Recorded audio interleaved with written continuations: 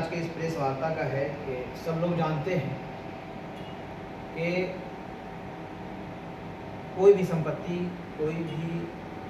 दान, जिसको हम लोग वक्फ कहते हैं, जब वक्फ किया जाता है तो उसका जो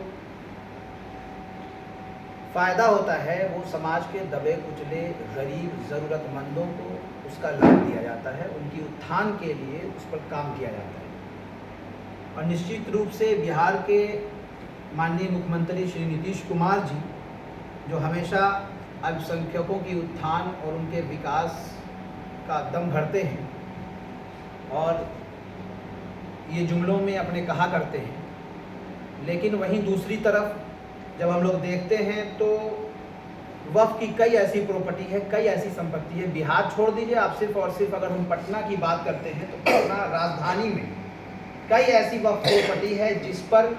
सत्ता दल के नेताओं का कब्जा है, अतिक्रमण कहिए, कब्जा कहिए, या उस पर उनकी दुकान चल रही है। विशेष रूप से हम बात कर रहे हैं संदलपुर कब्रिस्तान वक्फ संख्या 2048, जिस पर सत्ता का चादर ओढ़ करके जदयू के विधान पार्षद द्वारा बाज़ाब्ता तौर से अजीमाबाद प्रिंटिंग प्रेस चलाया जा रहा है। मामला पटना उच्च न्यायालय में भी है, पटना वक्फ न्यायाधिकरण में भी है,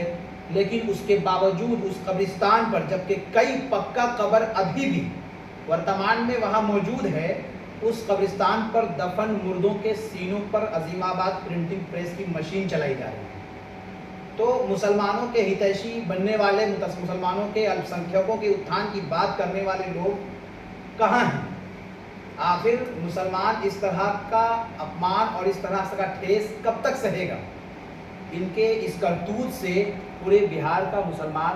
नाराज़ है, पूरे बिहार का मुसलमान अपने आप को ठगा हुआ महसूस कर रहा है, जबकि वक्फ नियम है, वक्फ कानून है कि कोई भी कब्रिस्तान की प्रॉपर्टी, जहां कब्रिस्तान है, अगर कब्रिस्तान है तो ना तो उस पर किसी तरह का कोई निर्माण कार्य हो सकता है और ना ही उसको किसी तरह का लीज एग्रीमेंट किया जा सकता है, पट्टा किया जा सकता है।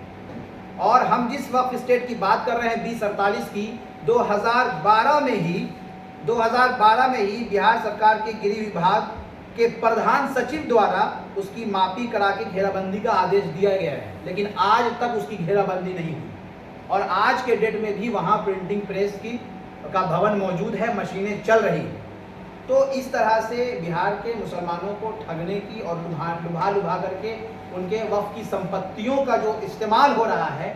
उससे मैं मांग करता हूं आपके चैनल के माध्यम से माननीय नीतीश कुमार जी से कि आप मुसलमानों के हितैषी बनते हैं, मुसलमानों को के हित में बात करते हैं, अच्छे और बेहतरीन शब्द का इस्तेमाल करते हैं, तो प्रैक्टिकल रूप से भी आप ये करें कि जहां भी इस तरह की वक्फ संपत्ति है जिस पर किसी तरह का कोई कब्जा है या सत्ताधारी दल के नेता का कब्जा है, उसको आप फौरन कब्जे से छुड़वाएं और अगर बोर्ड द्वारा लीज किया गया है तो लीज एग्रीमेंट रद्द किया जाए और नियम अनुकूल उसको बाउंड्री करा करके कब्रिस्तान को बचाया जाए। उसकी